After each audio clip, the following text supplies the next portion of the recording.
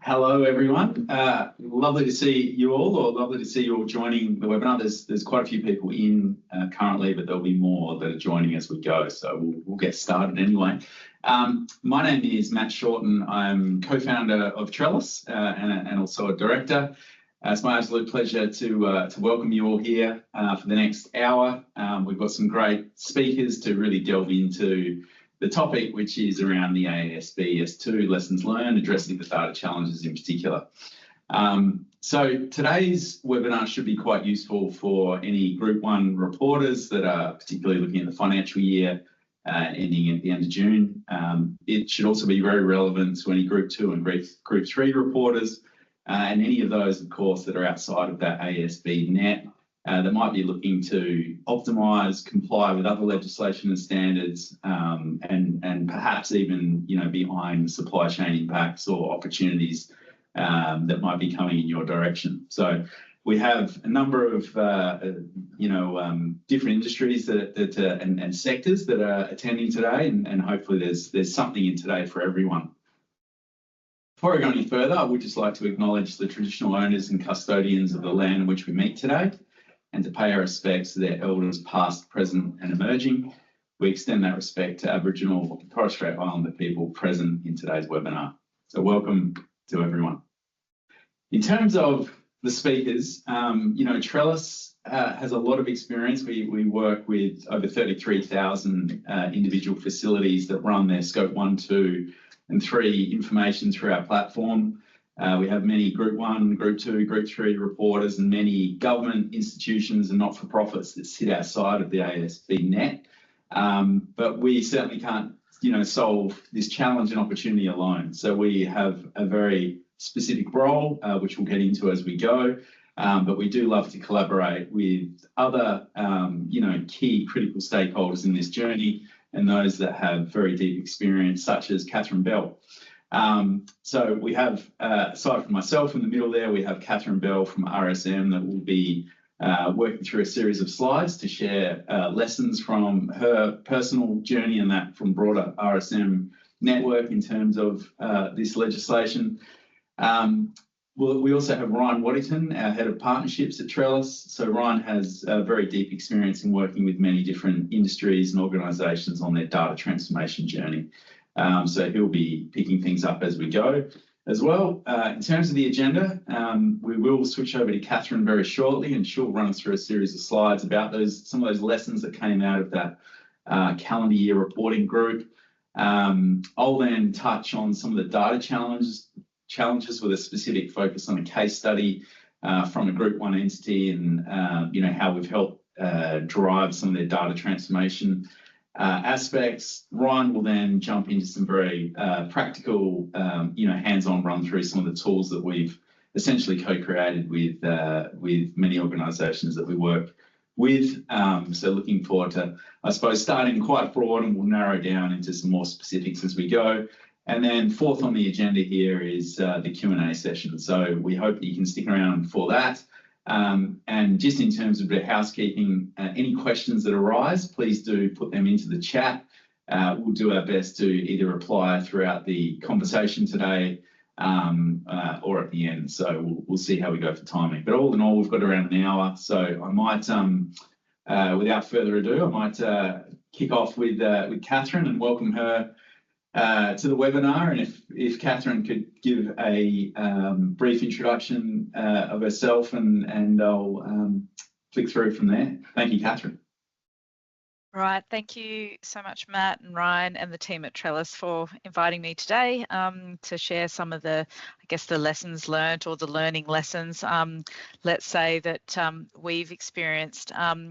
So just a bit of context of who I am, and the angle or the lens in which I'm coming from. I lead the ESG and Climate Services team for RSM here in Western Australia.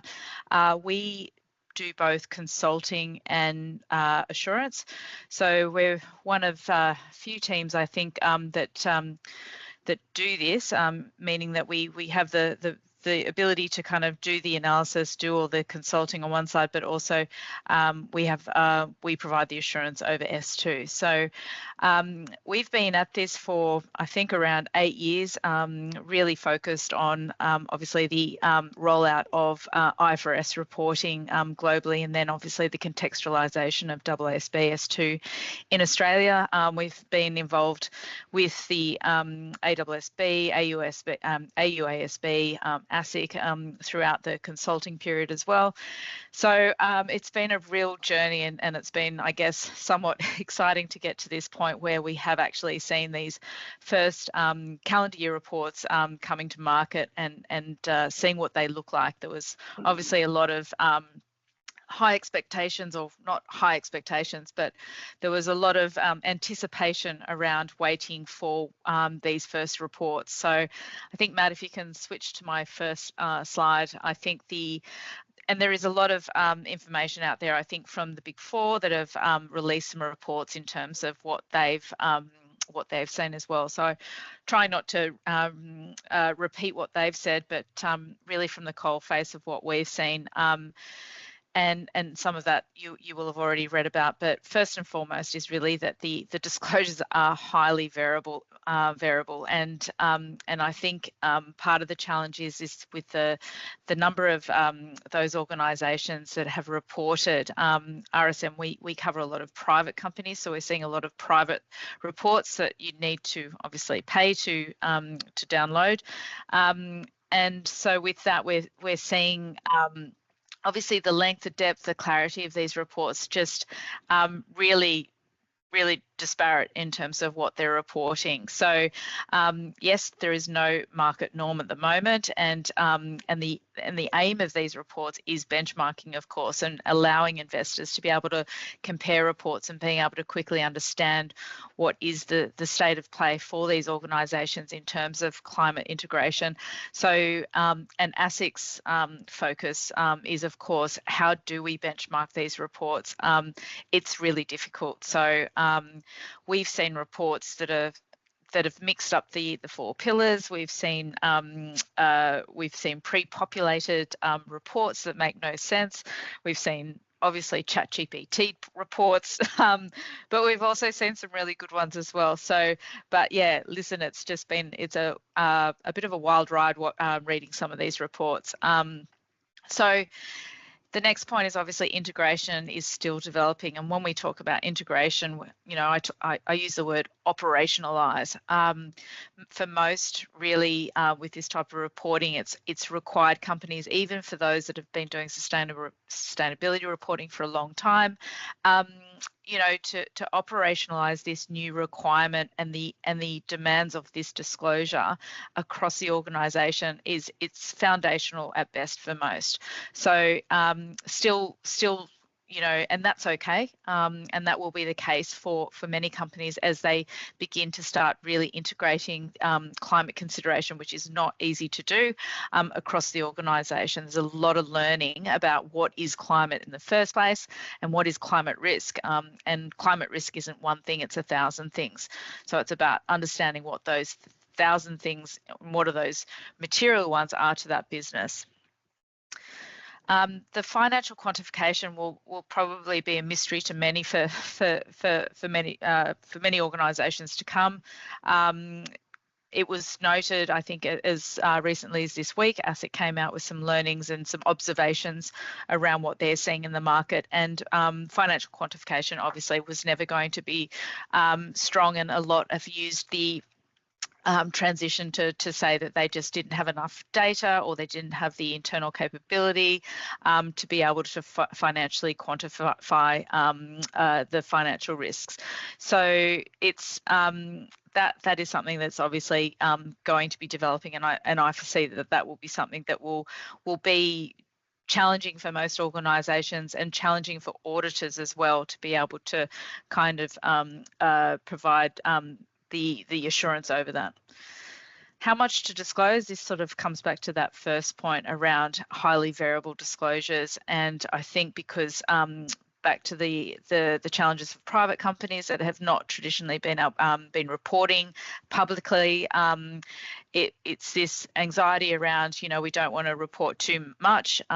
Much of what we hear in the market is that we just want to comply, we just want to get over the line, but we also don't want to be a laggard, you know. So trying to find that walk that tightrope in terms of we just want to comply to we just want to make sure we've ticked all the boxes is really very much the narrative that we're hearing in the market. So, and I suspect that's just the case because it's still very much an unknown for organisations. It still probably hasn't been socialised across organisations as it should have. So there is this kind of mix in terms of what do we disclose? How much do we disclose? Do we really need to disclose this? And with a standard that is just so detailed and asks so many questions, it is really and a complex standard that often there's a lot of repeat in the standard. There can be a case if people are reporting these or trying to disclose against the standard on a line-by-line basis, there's a lot of repetition, and then there's a lot of information that probably shouldn't be in there. So I think we'll move on to the next one. I mentioned there that I think right at this stage that, you know, the ball or the hot potato is still basically being concentrated in one person's remit, and I think organisations are quickly learning that that remit really needs to extend across the organisation. This is a whole of business, I say transformation or a pivot. Let's say maybe transformation is a little bit too early to say that, but in terms of the standard, it does require a huge amount of data that needs to be collected across the organisation, and I'll leave that obviously to Matt and the Trellis team to talk more about that. But really it's how do you kind of take this information from across the organisation, whether it's the risk side of things, whether it's the finance sides of things, whether it's the operational side of your business. It does all need to move up into and then transform or be translated into that AASB S2 report that's going to be decision useful information. So there does need to be this kind of uplift across the organisation and an all hands effort in terms of what is it that my part of the organisation needs to do to contribute or needs to do to integrate climate consideration into the business or into my function. The data and process immaturity, yes, the data is still fairly bad, but that will obviously improve as all organisations get better at this and start putting internal controls and processes in around that. I'll move on to sort of the integration to strategy and risk. I mean, strategy is still a way off. It's still sort of sitting on the fringes. Risk is still, you know, many organisations are very protective of their risk registers, and some organisations that we've seen, particularly private organisations, in some cases didn't even have an enterprise risk management framework, which made starting to do climate risk really difficult. So there are some organisations that are having to come from a very low base to catch up in terms of trying to work out how do we manage climate risk at that organisational group level. Governance is, we say it starts and ends with governance with the climate reporting, and unless you have some solid governance in place, then the rest will look pretty unstable. So ensuring that flow of information from the board, the oversight from the board exists is really important, and ensuring that there is evidence, and coming from the auditor's point of view, which is mine, really being able to demonstrate that climate has been discussed and there is evidence of that of those discussions or those decision-making processes is really important going forward. Again, this is year-on-year reporting, so it's not one-off, as we know, but so that just needs to be established so that when it comes to the audit of your AASB S2, this information is just readily available for you to provide the auditors. Value is still unclear. We hear this quite a lot. There has been a huge amount of effort that's just gone into just complying, and there is a huge amount of uplift that's had to happen across organisations just to get to the this finishing line or starting line per se. So it's a question of like, well, what does this information mean, and who owns it, and where's the value in it? I think that the jury is going to be out on that for some time, particularly these private organisations, that this has just not been a focus. And for some of those organisations where potentially, climate risk aren't very material, people-based businesses in some cases. So there's still a lot of learning in terms of understanding the value, but I have sat on the other side where that penny has dropped, and the CEO went, oh my gosh, this is really good information, we can really use this, which was music to my ears. And I really hope that we get to hear more of that going forward, because ultimately this is risk management on steroids, or let's say. So there's some really incredible information that can be extracted across the business through this process. So we, as a consultant, that is my line. So, yeah, I think we can switch over. Yep, thank you. So we ran a round table just recently, actually, and we had someone participate, and they made the comment that who's writing the report, and they said, oh, our enviro is writing the report, and I just went, oh, really? That's really interesting.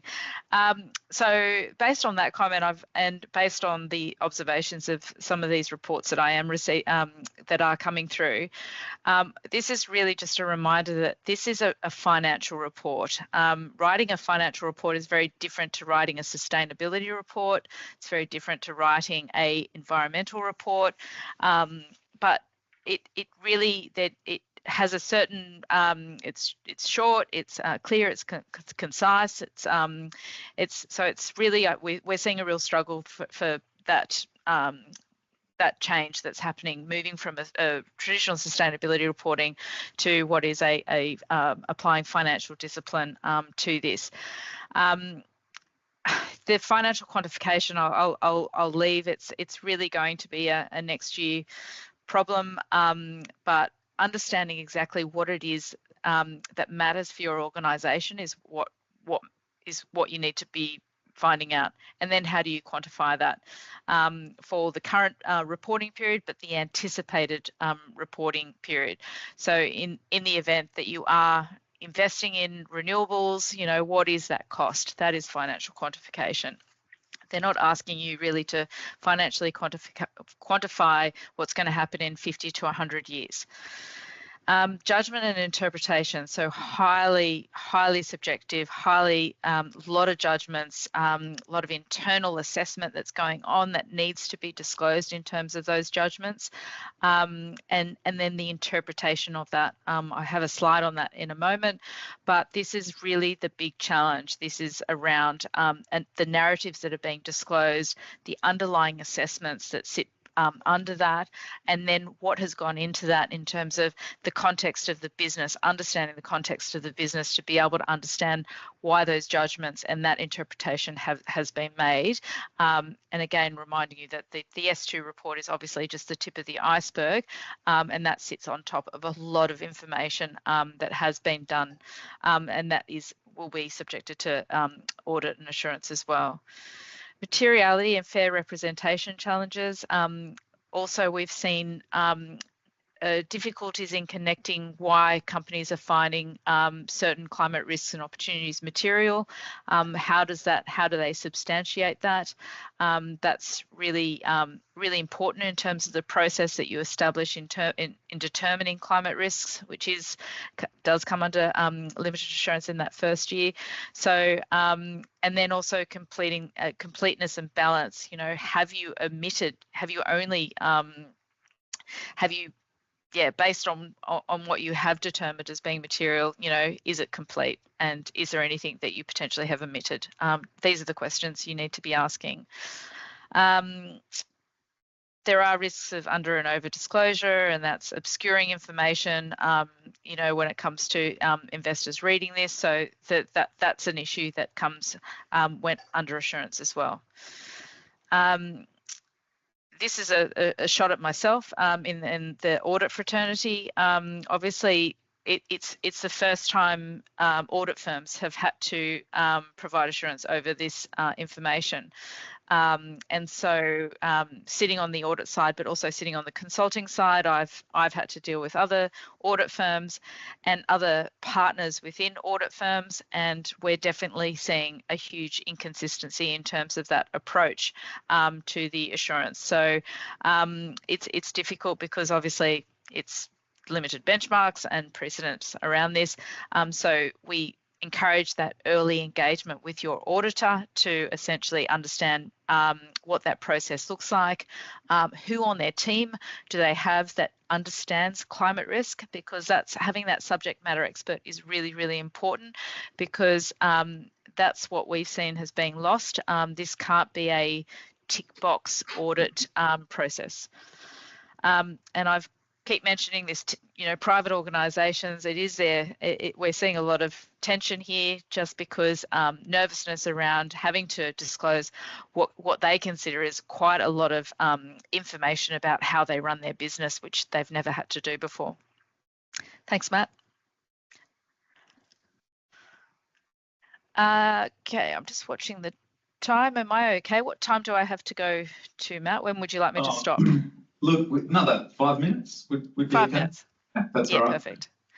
Yeah, I'll scream through this one a little bit more, but this to my earlier point just then is that interpretation challenge. There is a lot of technical information and assumptions and analysis and modelling underneath this information that's being disclosed. And if the auditors aren't, and I'll put it on both sides, the preparers and the auditors are not applying this to the business context. This is not general information.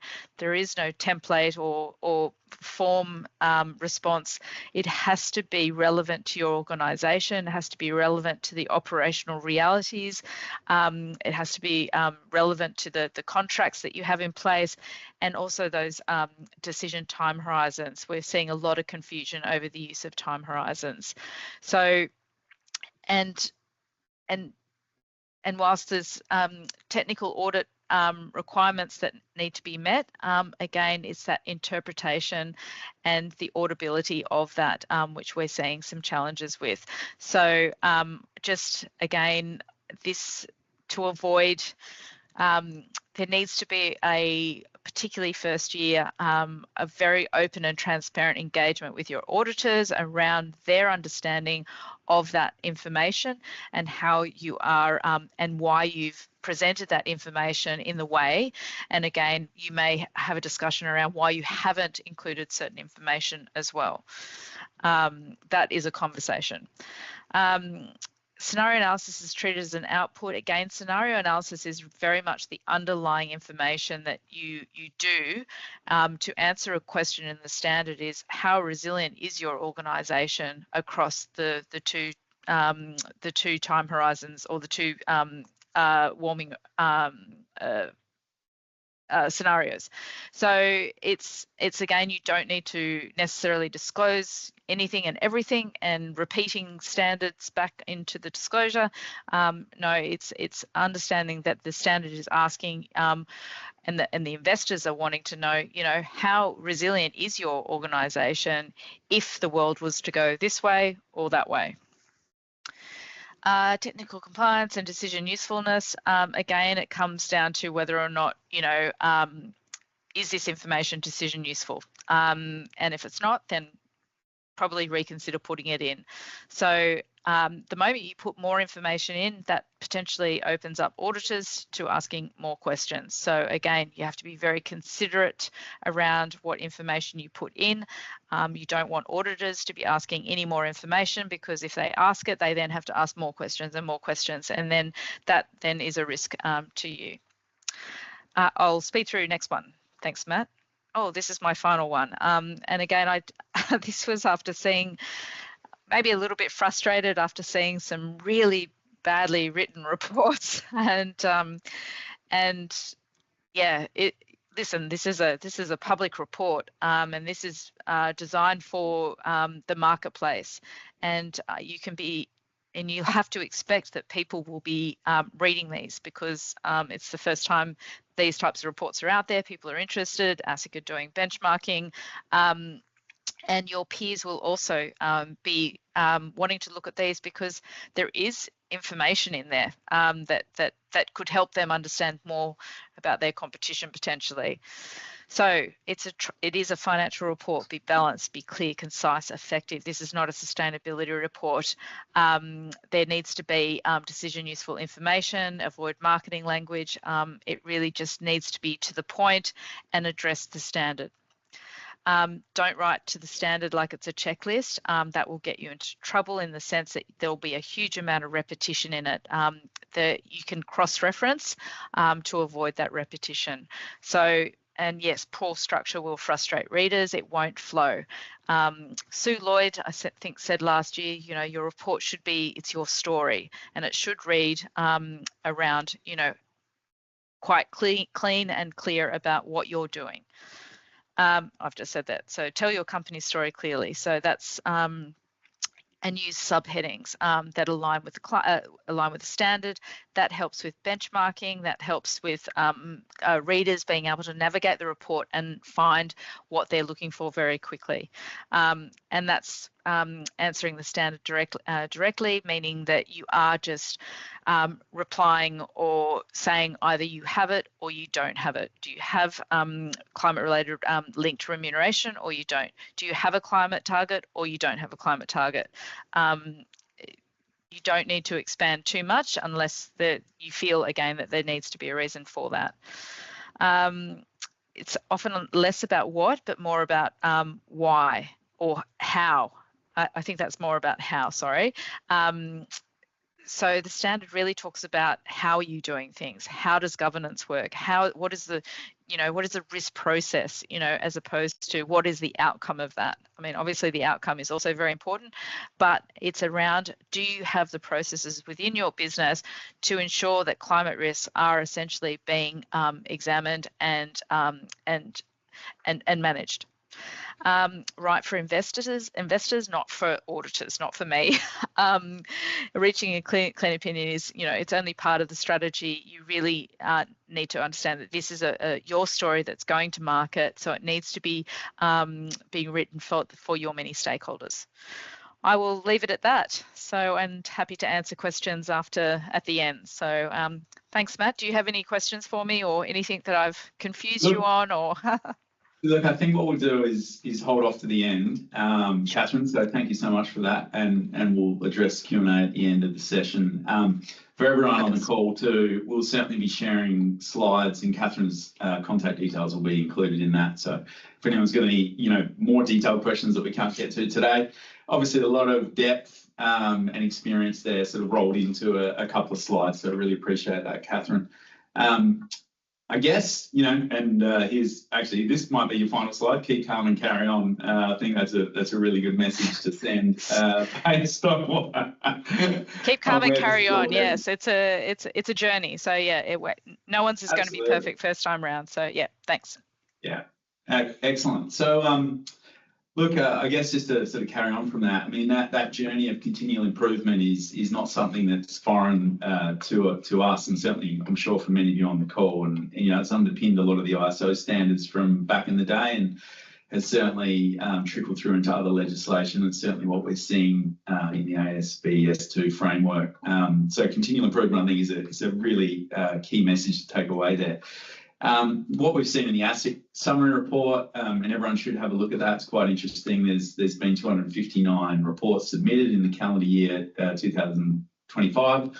Our estimates suggest around 6,000 entities that will be captured throughout this process. That may have lessened a little bit with the budgetary updates and the increase of the consolidated revenue thresholds. But you're talking quite a portion of Australia's economy, obviously, and, you know, as we all know, that will have further reaching impacts, particularly in the Scope 3 realm. So just to pick up a couple of points, and I guess where I'll go from here is to start to really decipher some of what Catherine's touched on, particularly around metrics and targets. You know, that is our space that we really, you know, do strive to deliver value day in, day out. And, you know, that comment there around, you know, a lot of the feedback has been, you know, people participating in this trying to understand the value. You know, there is value in this, and the more that you measure, obviously the better opportunity you have to manage, you know, opportunities and optimize, reduce costs, reduce, you know, impacts and that kind of thing. So we're certainly living that. Our clients, you know, do get a lot of value out of that continual information that can, you know, flow through when the right systems are set up. So just to, I suppose, something Catherine mentioned at the start was the 4 pillars that really do underpin this framework. And you know, I guess what we see is a lot of complexity in and around each of those pillars. For Trellis, you know, really is that 4th pillar around metrics and targets that really lead into that, I suppose, you know, capital deployment piece.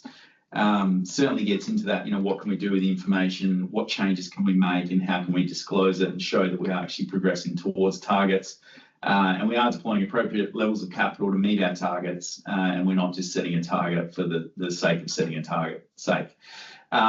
So there is a fair bit of chaos going in and around that, and I think I don't need to elaborate any more on what Catherine's articulated very well.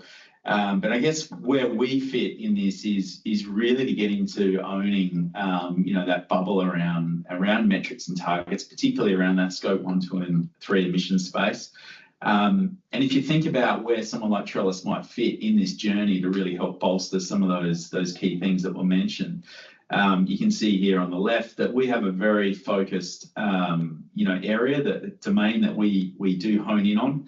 A lot of it is the repeatable aspects of this. So, you know, it's about finding those opportunities to set up that automation, that transformation of what you'd all be experiencing, which is a lot of mixed format information, which is typically a big headache, and providing that in a way that is very timely and gives you access to information that you can make change. So Trellis there on the left, we have an absolute role in supporting and serving the likes of RSM. And whether it's auditors or whether it's advisors or whether it's, you know, internal teams or individuals that are deployed to manage this process, you know, we really see our role as supporting and serving that function. So whilst we'll pick up that and own and deliver on that repeatable process aspects, it's, you know, we do need to work hand in hand with those other stakeholders. And this is just a bit of a mapping in terms of where we see our role and where we see that of the advisors or auditors or internal skill set. In terms of that landscape, and I mean, when we get, again, you know, and Scope 1, 2, and 3 accounting isn't certainly everything in the S2 framework, but it is a big piece of it. You know, we know that, you know, you would likely be grappling with a whole lot of information and complexity, particularly when we get out of this centerpiece. So obviously there's been legislation in place in Australia, you know, for many years. Probably the most recent one that's driven that Scope 1 and 2 reporting is the National Greenhouse Energy Reporting legislation, which came in 2007. This is a big area where there is opportunity to really get value. So when we ask that question around, or if you're considering where the value is, these are the areas that you absolutely want to be honing in on. And, you know, what we see a lot of is organisations, when they come to us, have done a lot of this very retrospectively. So, you know, in that July to October period or January to March, they're really looking back over that 12-month period, and they're gathering a lot of data and you know, trying to make sense of it to generate an annual statement. The opportunity is in that continual data feed. So Scope 1 and 2 as a starting point, some of you may already be well and truly embedded in that and captured on the ENGA framework, but the opportunity to bring that into more of a consistent, continual feed of information and insights is certainly critical. Moving beyond that, and when we look left and right of this centerpiece here, so upstream and downstream, so we know that there are these 15 categories referenced heavily through the Greenhouse Gas Protocol and certainly spread into the S2 framework. We're also seeing a lot of shift and interest, particularly in that financial, way of accounting some of these activities into more of an activity, approaches to accounting these activities. What we've seen is organisations, really hone in on those major upstream and downstream activities, and that is always a very useful place to start. Don't try and do it all. But that shift from financial metrics or spend-based methods into activity, certainly critical, and starting with your smaller pool of big contributors would be something that we'd certainly encourage. So we're seeing a big change, particularly in the data feeds, and the way that we apply our calculations, and Ryan shortly will certainly walk us through some of our tooling there. But the important message, again, is be aware of that shift from spend-based methods into activity-based methods, starting to engage in this supply chain. As Catherine mentioned, engaging with auditors and other stakeholders now is very critical. I think looking forward, and as we start to get more and more disclosures around Scope 3, we'll certainly be looking at how we're engaging today with our supply chain, what sort of information do they have, and how can we use it, importantly. I'll move on from this slide to touch on a case study. And I mean, again, just to really, bolster the role that we see ourselves as playing, and certainly are playing. This is a case study of a manufacturing retail business, quite large, a global operation, but with significant operations in Australia, here in Australia and in New Zealand. They're particularly the pieces that we deal with.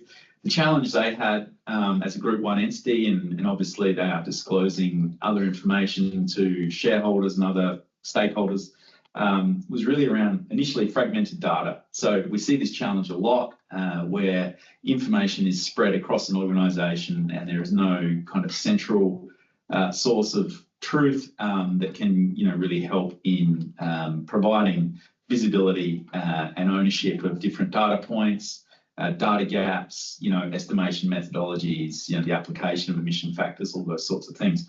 And what that typically turns into is a manual, time-consuming process. And I'm sure everyone on the call has experienced that pain in going through that data, aggregation process to bring things together to make sense of it. The other aspect here, bottom left in the challenge space, is the evolving reporting requirements. So, we obviously have seen S2 that's turned up, and, there are the first wave of reporters are underway. But as Catherine made a very good point of, this is an evolving in a sense of maturity, and certainly there will be change, and we know that in the future. And, I suppose that net, particularly in terms of supply chain, the change in this sort of source data, the information organisations are using and applying to their methodologies will evolve, as will, technology and approaches to solve it. So our approach was to come in and provide that centralised data management platform, which helped set up standardised workflows. So certainly allowing them to implement structured workflows for data collation, review, approvals and audit. Clear ownership and governance, super critical. So by having various stakeholders internally that are, logged in, and their activities within the data set are tracked and traced for accountability and auditability is super important. And I suppose providing that evidence and assurance readiness, so enabling access to other third parties, whether it's advisors or auditors, to be able to come in and view that data in a centralised location, to set up a sampling environment, and to also be able to enable cross-checks with other sources. So how we've really helped, I guess, in this, and to summarise it, we have taken, I suppose, a lot of control over their workflows. We've enabled that sort of centralised management. We've enabled that stronger governance. So by, improving the ownership and not just the actual ownership, but I suppose transparency in terms of who's owning, de-risking in terms of any churn in key personnel internally, and ultimately providing greater efficiency in terms of that reduced manual handling and enabling that centralised sort of, platform.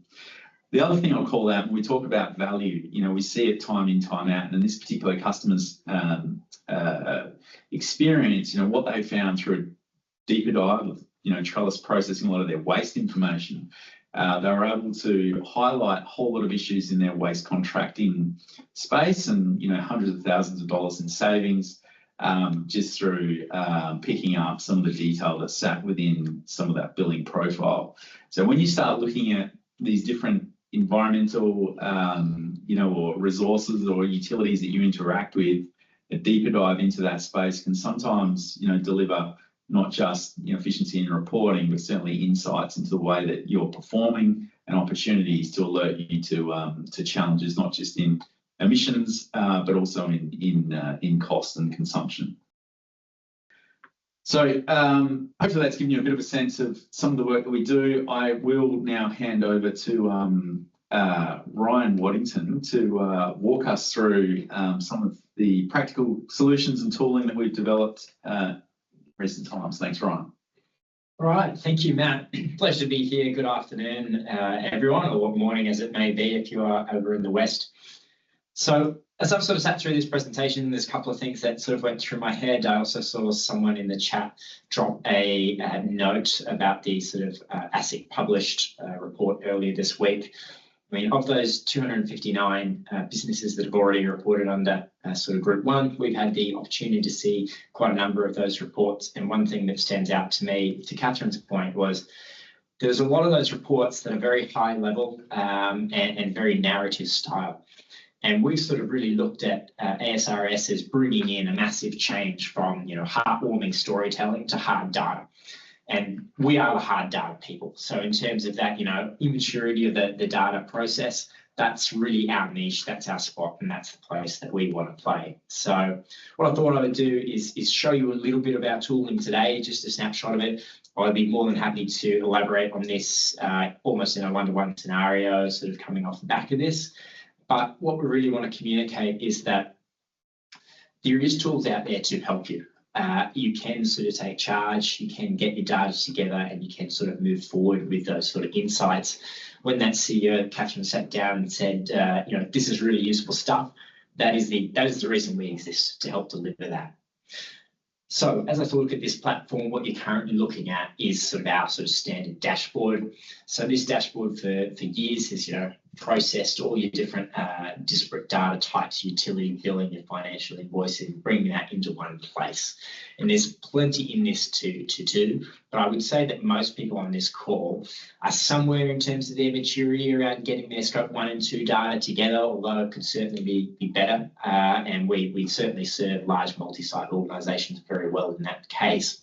But what might be more on people's mind is, where are we going? Scope 3 is coming. How am I going to report to this? And yes, there's very detailed information you can go into with, using suppliers and supply chain information through that way. But what we want to start with is, let's get you sort of aligned with the framework. So let's get you off and racing, and let's get you compliant very quickly. So the tooling that we've sort of developed to support that initial push is this sort of scope 3 data mapper here. So if I come into this, what this tool is it's allowing you to take an export from your general ledger, drop it into here, and have it automatically process and categorize your emissions. So what you do is simply come and drag your GL file. If I jump into here, minimize that down, I will pull that GL file into here. And now it will absorb that and it'll ask you to configure it. So you come in, you click configure. What it's going to do is ask you to select a number of columns here. So my columns are named the same as what it's going to ask me for, but what you're looking for is the column that contains the information the system requires to understand the document. So you've got the transaction ID, so you can identify that. Now it's asking you up here for the transaction date, so I can find that one here. There's the transaction description column. There is the transaction account, and finally the transaction amount. Now, after I go through that process, and it is very simple as clicking those, I can also reset those columns if I made a mistake. But what I want to do is classify my emissions. So I click that button, it starts to sort of classify my emissions. So it asks me one more question about the reporting period. I will leave that as the same. I give it a job name, can do that. And then once I start classification, you'll see this little rocket ship icon comes up as it quickly does this. Now, what happens is this particular process takes about 5 to 10 minutes. So you go away, you make a cup of coffee, you come back, and this will be ready. Now, we don't have 5 to 10 minutes on this webinar, so what I will do is come back to the sort of jobs here, and I'll show you this file that I processed a little earlier. So if I come down to this one at the bottom and open that, you can see it's the same file. Those columns have been rearranged, and we've got emissions category as well as emissions source overlaid. So your category is sort of that headline detail, and the emissions source is below. So our technology is using machine learning and AI smarts to be able to use the sort of transaction account and the description to automatically map this to the emissions category and source. So once you're in here, what you can do is you can come into the sort of analyzer. You can have a look through here. I'm looking at this from a cost index, but I might want to change this around to emission. So we are privately licensed in different factors, including other publicly available ones that allow this conversion to take place. And I can organize this by any sort of unit that I want. Now, as I come down to the actual sort of information here, I can see there's a breakdown between cleaning and chemicals, construction, food, horticulture and agriculture. You've got these little percentages which are giving you a tip on what's material in terms of your scope 3 footprint. You can see if I come down to professional services, there's 50% there.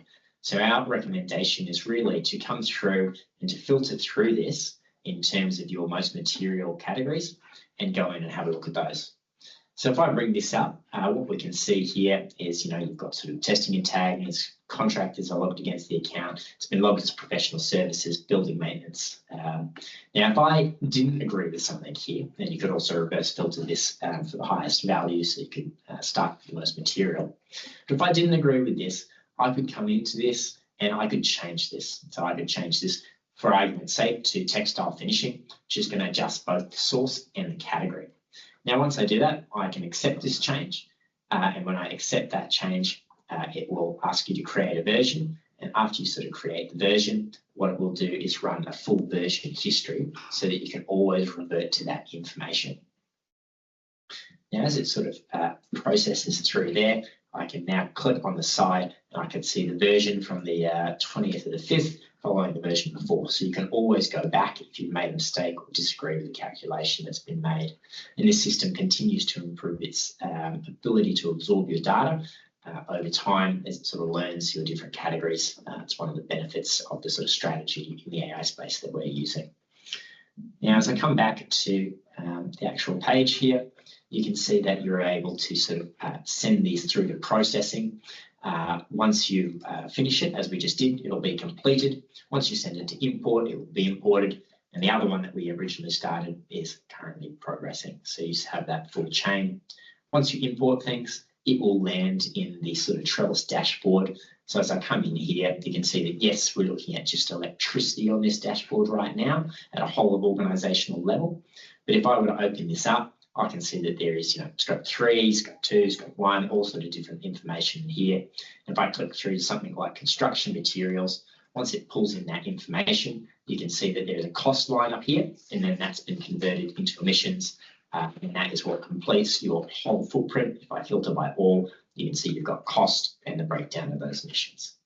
So it's a little bit of what we do, our tooling, where we're going, how we're helping customers in evolving our product to sort of meet the market need. But if you are wondering how to get started, how scary Scope 3 is, we can certainly help you along with that journey and make it very easy for you.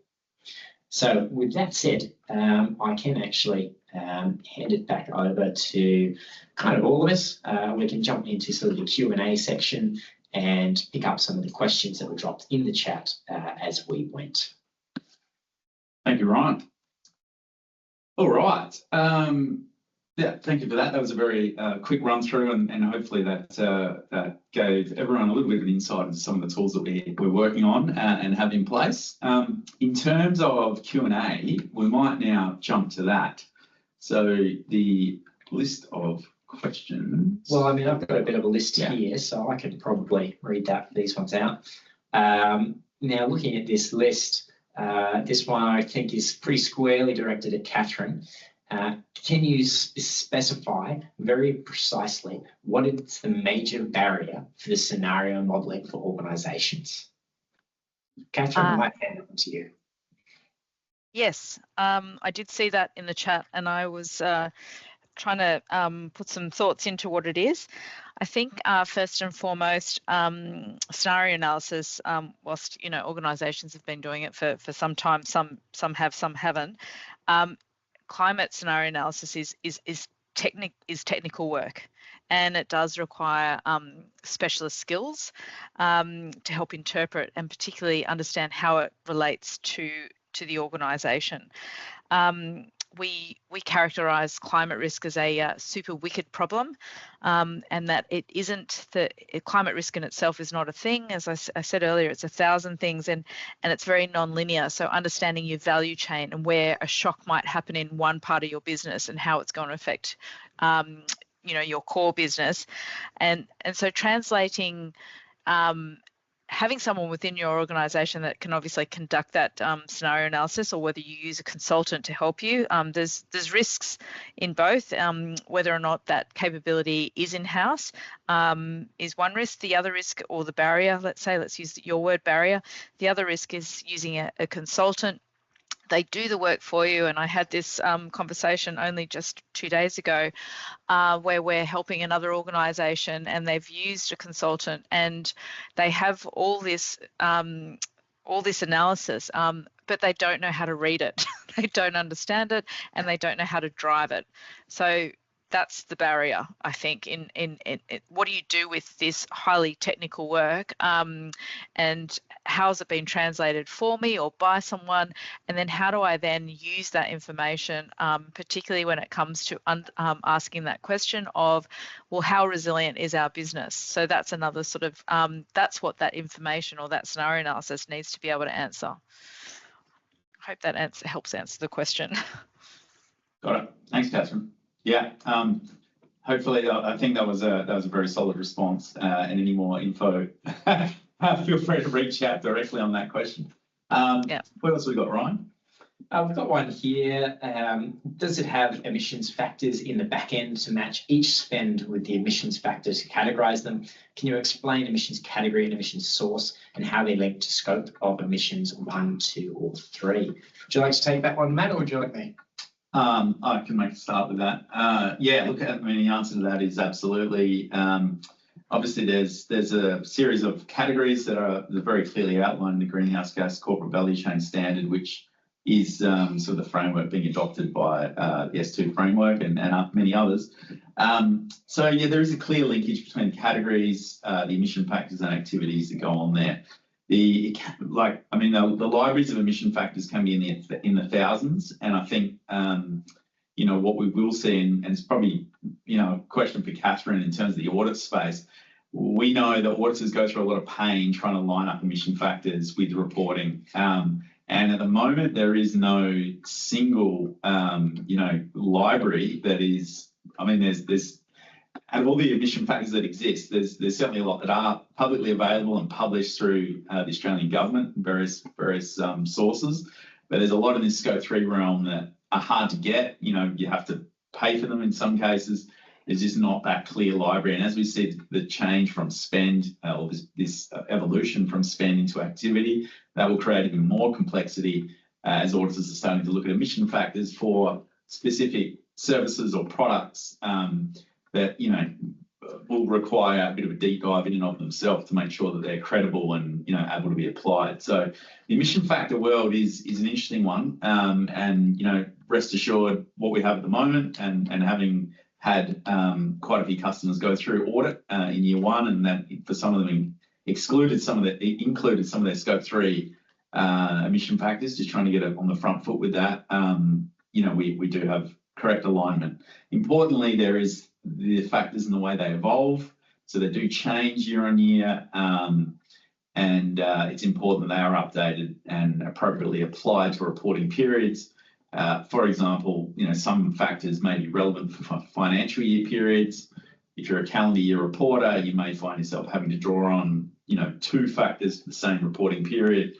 So there's a bit of that nuancing that's required, but that's certainly the area that we see our responsibilities, making sure that our clients are aligning with the right categories, the right emission factors, and the right methods of calculating. Hope that helps. Anything to add on that, Ron? Yeah, I think to pick up on that, I mean, you know, I know that people have been given the role of sustainability and reporting here from all sorts of different backgrounds. So I think in terms of that question about explain emissions category, emissions sources, and how they link to scope of emissions. So what we're looking at is when you're going by sort of, you know, dollar spent in that category, it may cross a number of downstream activities and different sort of scope 3 categories. However, fundamentally, they are your sort of scope 3 emissions, which often people refer to as being attached to your supply chain. It's not to say that there's not scope 3 emissions as partials of, you know, electricity, gas, or water from line loss or other otherwise items. And I would point out that the emissions category, you can think of that as the sort of umbrella term. So, you know, something like cleaning and chemicals would be the sort of umbrella category on which it sits. And then the specific sort of emission source might be a, you know, particular chemical or pesticide that you might be using, depending on what you're looking at. So that's how it all comes back and links in. And each one of those sources has a specific emissions factor. And if you have no source, but you can provide a category, then there is a category, there is a factor associated with that category that will likely penalise you a bit for the lack of detail that you have. So it really comes down to how informed and informative is your general ledger, what is tagged, what is not, and where is the data opportunity to improve. We might have time for at least maybe one more question here. I can pull one out. This one is a bit of a preamble, and then there's a question at the back end. Catherine, this is probably coming your way as well. So ASIC released some observations early reports on Monday. They noted that reporters weren't using information on financial impacts they've experienced in the past from major weather events to inform quantification. This was in relation to events they had reported on in some way previously, i.e. to the ASX. The question then comes, are they just being cautious in attributing the event and financial impact to climate change, or just not joining the dots? Or is there something else going on here? Yes.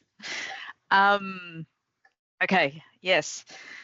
A couple of hypotheses could be, I agree. I don't think they're potentially connecting the dots.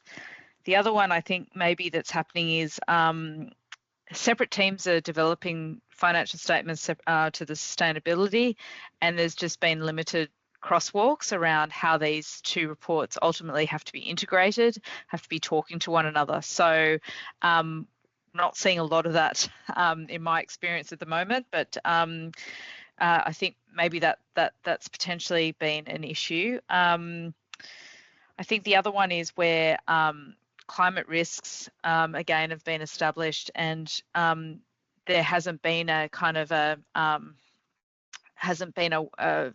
layering of the operational risks, so they're happening in isolation. So again, not potentially connecting the dots, and whether or not internally they have the capability to do that work, to financially quantify it, or they've chosen simply just to not because of uncertainty for some reason. So yeah, maybe that. But yes, I think maybe not connecting the dots could be right. So it is.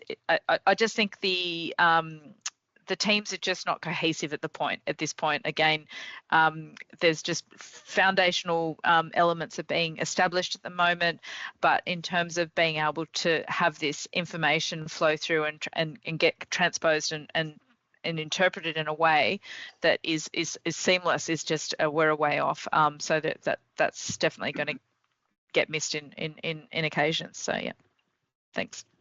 Got it. Thanks, Catherine. Thanks, Ryan. And thank you all. I think that sort of brings us to a head. We have literally 30 seconds left. So again, thank you so much for spending your lunch listening to this webinar. We'll certainly be sharing the slides and perhaps a recording. I'm not sure to what extent we'll be sharing information, but you'll certainly get a copy of the slides.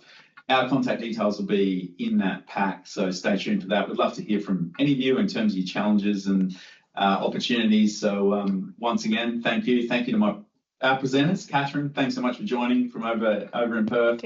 And thanks again to Ryan for your deep dive into some of the tooling in Trellis. So we'll leave it at that and have a great rest of your day, everyone. Cheers.